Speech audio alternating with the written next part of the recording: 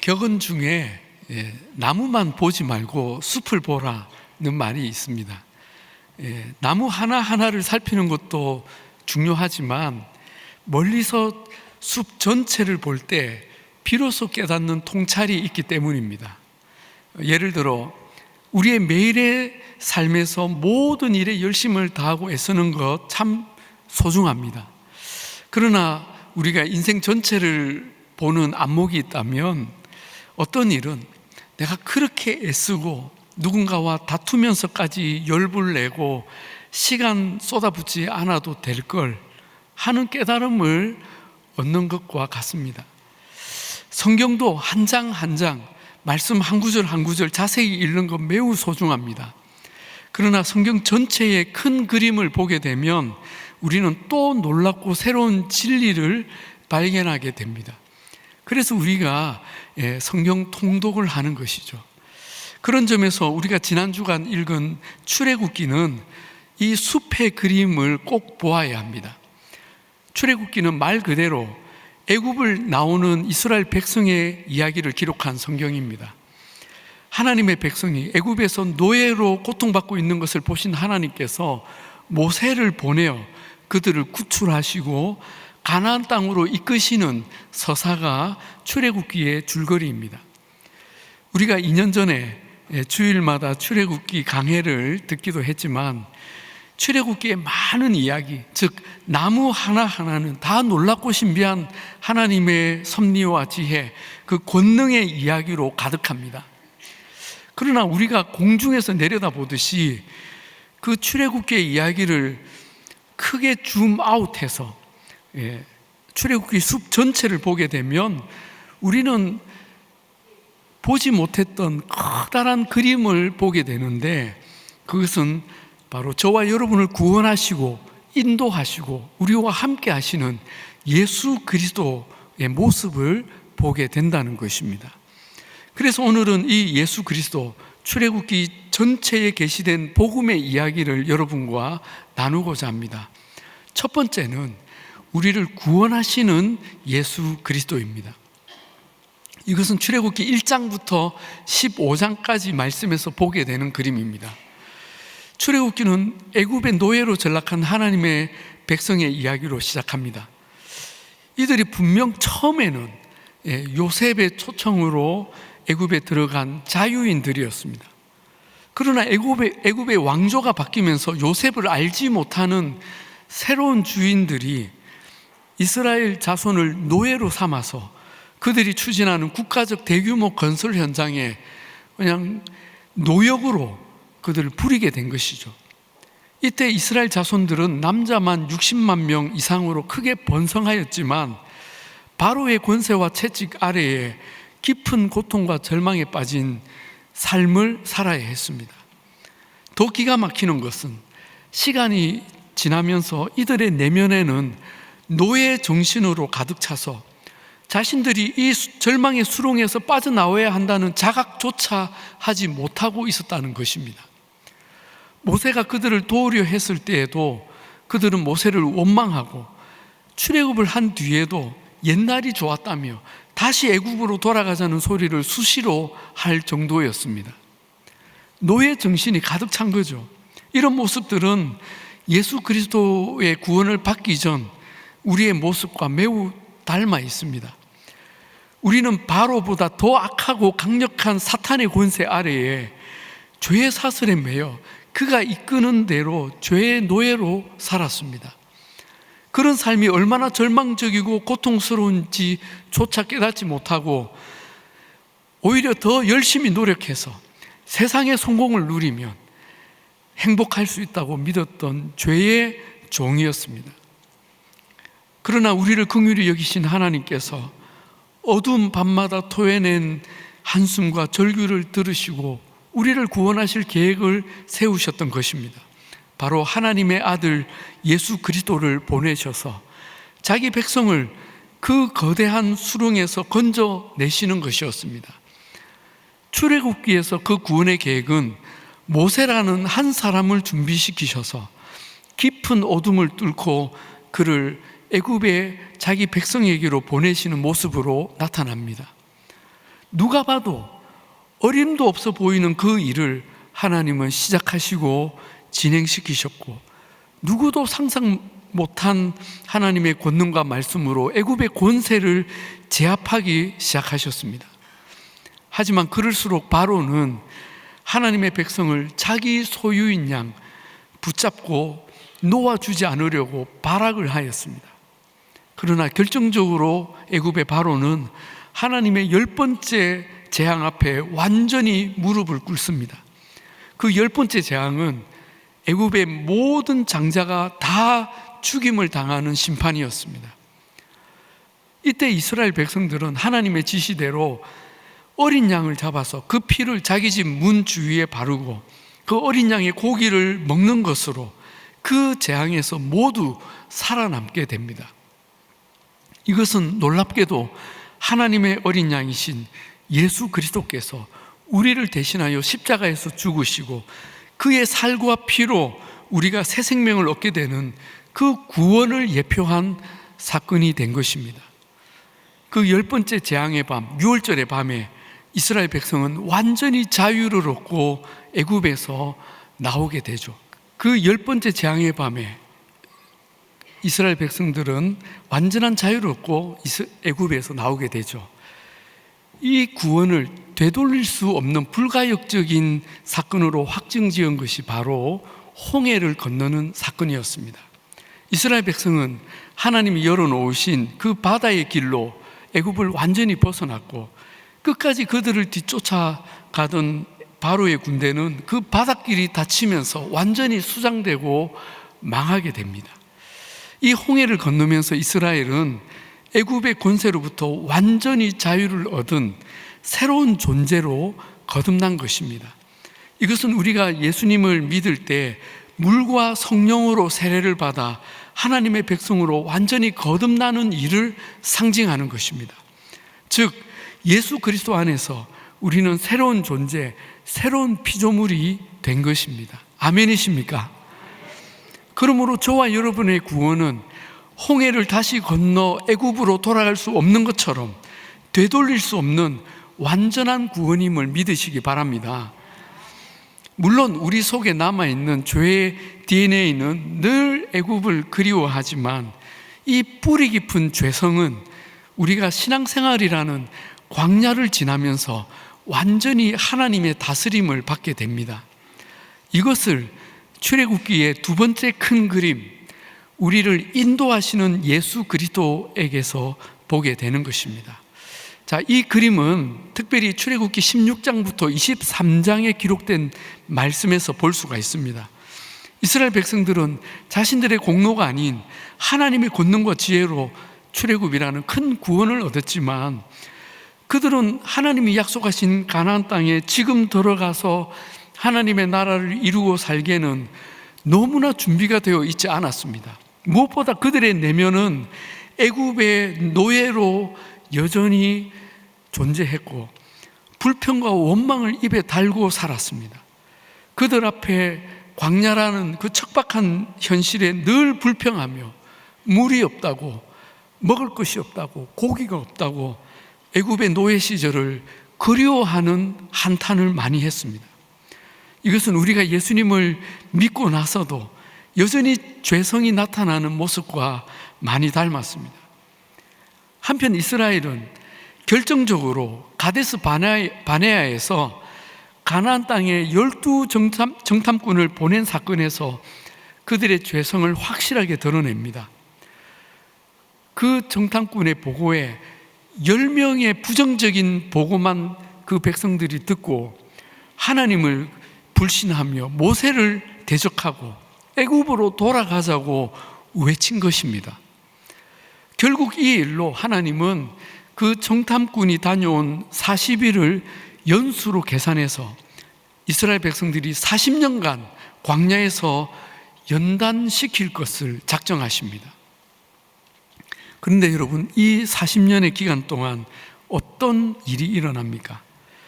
출애굽 1세대, 즉 20살 이상의 모든 성인은 그 40년 동안 광야에서 다 죽게 됩니다.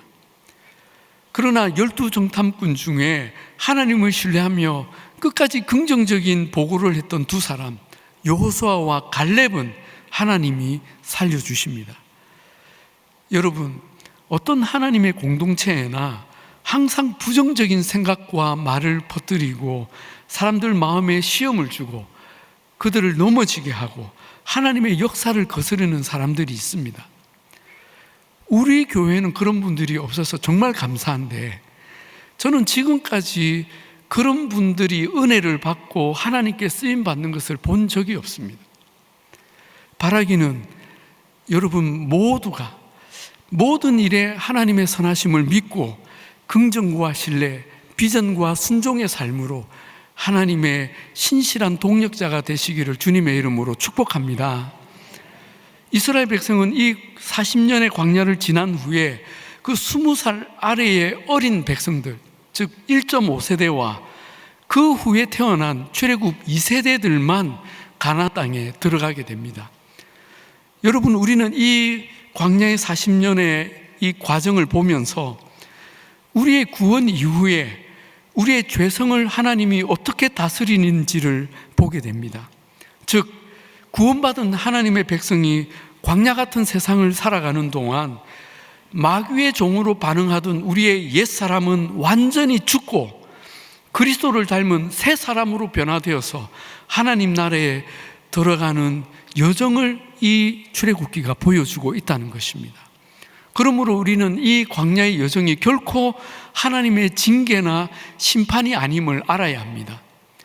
광야의 시간은 우리가 하나님 나라에 합당한 사람으로 변화되도록 우리를 이끄시는 하나님의 학교인 것입니다. 그래서 하나님은 이 광야의 길을 가는 동안 우리를 지키시고 돌보시고 인도해 주십니다.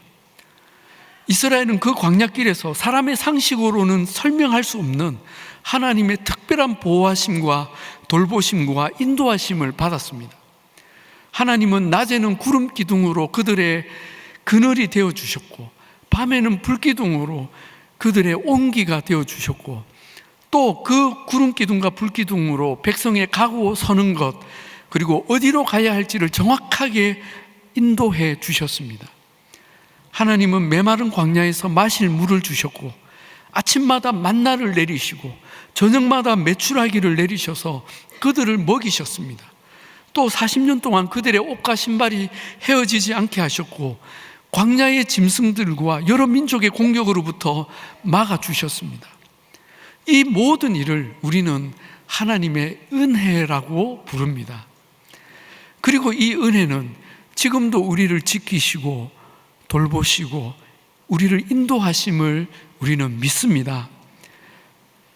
분명 우리는 광야 같은 이 세상을 지나가고 있는데 하나님의 은혜가 아니면 도무지 설명할 수 없는 삶을 살고 있지 않습니까? 그 하나님의 보호하심과 인도하심이 우리를 약속의 땅, 하나님의 나라까지 정확하게 인도하심을 믿으시기를 바랍니다. 출애굽기의 세 번째 큰 그림은 우리 안에 거하시는 예수 그리스도입니다. 이것은 우리를 출애굽기 24장부터 40장의 그 말씀에서 우리가 그 모습을 보게 하는데, 바로 시내산 언약과 또 성막 이야기입니다. 여러분, 출애굽기가 한참 재미있다가 이 후반부에 24장부터 시내산 언약 이야기가 나오고 26장에 성막 설계도가 마지막까지 이어지면서 우리는 미궁에 빠집니다. 아마 여러분도 지난 주간 경험하셨겠지만 이 출애굽기 이 후반부를 읽으면서 아마 목요일쯤부터 아마 한참 고전하셨을 거라고 생각됩니다. 하지만 이 시내산 언약과 성막 이야기는 이 출애굽기에서 가장 하이라이트라고 할 수 있는 가장 중요한 메시지입니다. 바로 우리를 너무나 사랑하시는 하나님의 마음이 이 두 이야기에 깊이 녹아있기 때문입니다.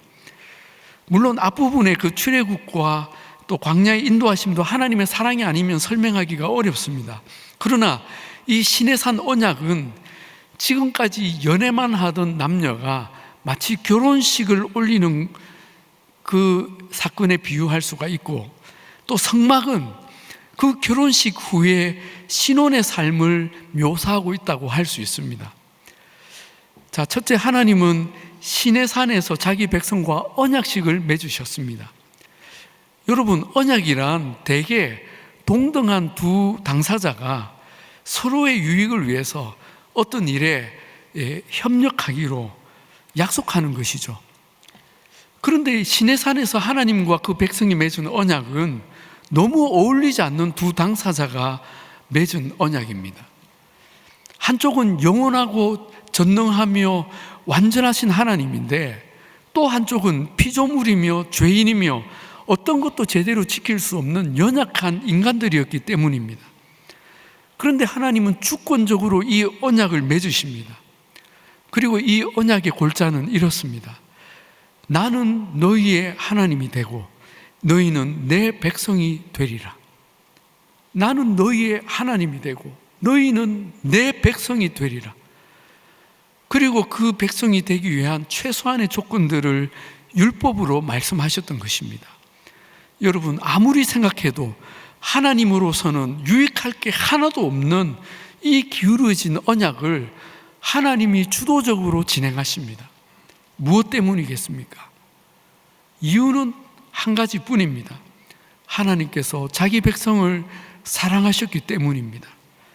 하나님은 아무 사랑할 여지가 없어 보이는 그 백성을 사랑하셨고, 이스라엘 민족만 사랑하신 것이 아니라 그 이스라엘을 제사장 나라로 삼아서 세상의 모든 민족, 모든 사람을 자기 백성으로, 자신은 그들의 하나님으로 영원한 언약 관계를 맺기를 원하셨던 것입니다. 그러나 이 시내산 언약이 이스라엘 백성들의 죄와 불순종으로 그 후에 수없이 깨어지는 것을 우리는 성경을 통해 보게 되죠. 그렇다면 이 언약은 실패입니까? 그렇지 않습니다. 이 시내산 언약은 수없이 깨어지고 다시 맺고 깨어지고 반복하지만 마침내 예수 그리스도께서 오셔서 완성하실 새 언약의 그림자였던 것입니다. 누구도 깨뜨릴 수 없는 영원한 새 언약을 예수님이 맺으시는데, 지금까지 사람들이 깨뜨린 언약의 모든 죄값을 예수 그리스도께서 자기 피로 갚으시고 새 언약을 완성하셨던 것입니다. 이것을 예수님은 십자가에 달리시기 전 성찬을 통해 설명하셨습니다. 이 피는 죄사함을 얻게 하려고 많은 사람을 위하여 흘리는 바 나의 피, 곧 언약의 피니라. 이 잔은 내 피로 세운 새 언약이니 이것을 행하여 마실 때마다 나를 기념하여라 말씀하셨습니다. 저와 여러분이 이 예수님의 보혈로 새 언약 관계 아래 있음을 믿으시기 바랍니다. 또 한편 성막은 자기 백성 가운데 거하시는 하나님의 사랑을 보여주고 있습니다. 하나님은 자기 백성들 위에 하늘에만 계시기를 원하지 않으셨습니다. 하나님은 자기 백성들에게 내려와 그 가운데 거하시며 그 백성과 동행하기를 원하셨습니다. 그래서 하나님은 그 광야를 지나는 그 백성들 사이에 성막을 짓게 하십니다. 내가 그들 중에 거할 성소를 짓되 라면서 그 성소의 설계도를 말씀하시는데, 하나님은 이 성막을 통해 자기 백성들 중에 거하기를 원하셨던 것입니다. 그래서 이스라엘 백성은 광야에서 어디에 머물든지 방대한 사각형 모양의 진을 형성해서 장막을 쳤는데, 그 12지파 중에 세 지파는 동쪽에, 세 지파는 서쪽에, 세 지파는 남쪽에, 세 지파는 북쪽에 천막을 치게 했습니다. 그리고 이 백성들의 진 한가운데 하나님의 집 성막을 짓도록 한 것입니다. 이것은 영원하시고 초월하신 하나님께서 이 땅에 자기 백성에게 내려오셔서 그들 가까이 그 백성 한가운데 거하시는 임재를 상징적으로 보여주고 있습니다. 사랑하는 여러분, 하나님은 그때나 지금이나 자기 백성들 가운데 거하기를 원하십니다. 바로 저와 여러분에게 오셔서 우리와 함께 거하시며 동행하기를 원하십니다. 우리와 교제하시고 우리의 예배를 받으시며 우리의 문제와 고통에 함께 하시고 고치시고 해결해 주시기를 원하시는 줄로 믿습니다. 여러분, 이것은 너무나 놀라운 하나님의 사랑입니다. 죄와 허물로 오염된 우리 인간이 거룩하신 하나님을 만나고 그분과 함께 살다니요. 그러므로 이 성막은 하늘 보좌를 떠나 우리 가운데 성육신하여 오신, 말씀이 육신이 되어 우리 가운데 오신 하나님, 우리를 위해 이 땅 가운데 오신 예수 그리스도를 선명하게 보여주는 그림자라고 할 수 있습니다. 예수님은 참으로 우리 한 사람 한 사람에게 들어오기를 원하십니다. 그리고 우리 또한 예수님 안에 들어오라고 초청하십니다. 내 안에 거하라. 나도 너희 안에 거하리라. 여러분, 이것이 사랑의 표현이지 않습니까? 그분이 내 안에, 내가 그분 안에 거하는 거죠. 또 누구든지 문을 열면 내가 그에게로 들어가 그와 더불어 먹고 그는 나와 더불어 먹으리라 하셨습니다. 여러분, 지금은 성막이 존재하지 않습니다. 그러나 우리는 성령님을 통해서 우리 안에 예수님이 거하시고 우리가 예수님 안에 거하는 그 놀라운 연합을 우리는 경험하는 것입니다. 우리가 질병으로 고통하며 아파하며 누워있는 그 침상에 주님은 우리와 함께 하십니다. 물질의 어려움으로 인해서 늘 한순간 한순간 가슴 졸이며 고통받는 그 순간에 주님은 그 사무실에 나와 함께 하십니다. 억울한 일을 당해서 가슴이 짓눌리는 그 고통의 현장에서 주님은 우리와 함께 하십니다. 자녀들의 문제로 늘 눈물 흘리며 밤잠 자지 못하는 나의 침상에서 주님은 나와 함께 하십니다. 그리고 우리의 눈물을 닦으시며 우리를 회복시키기를 원하십니다. 이 출애굽기는 완성된 성막을 하나님께 봉헌하고 하나님의 영광이 그 성막에 충만히 임재하는 장면으로 끝을 맺습니다. 우리는 이 출애굽기에서 세 가지 큰 그림으로 예수 그리스도를 본다고 했습니다.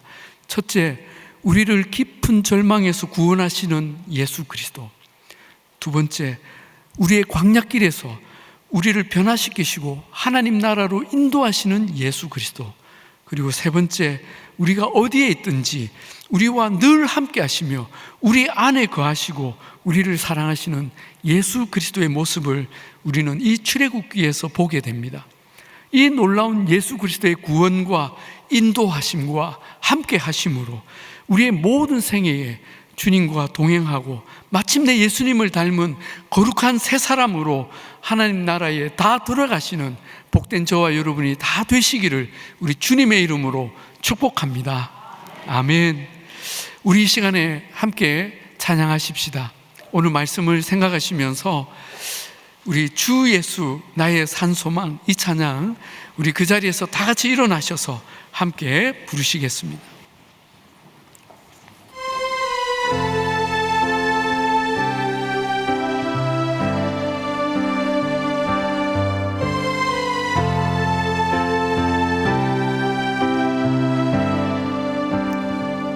깊은 절망에 수렁 가운데 주님께 닿을 수 없던 우리 어두운 밤 중에 하늘을 향해 주의 이름 나 부를 때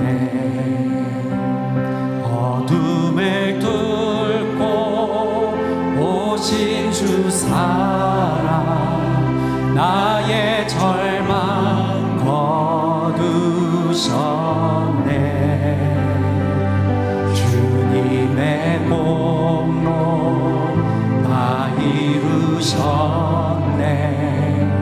주 예수 나의 산소망.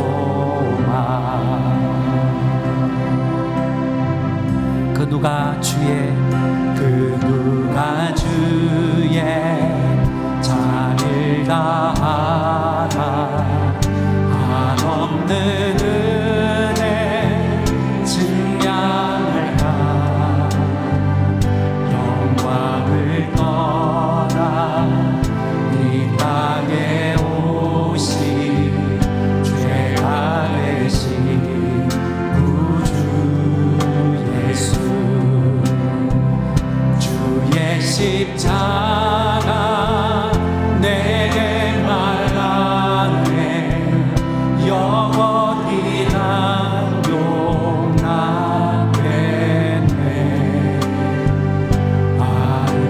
아름다우신와 많은 주의 것 그리스도 나의 산 소망 할렐루야 할렐루야 주를 찬양하여라 할렐루야 자유케 하셨도다 죄의 저주 끊으신 주께 구원이 있도다 주 예수 나의 산 소망 할렐루야 할렐루야 주를 찬양하여라 할렐루야 자유케 하셨도다 죄의 저주 끊으신 주께 구원이 있도다 주 예수 나의 산 소망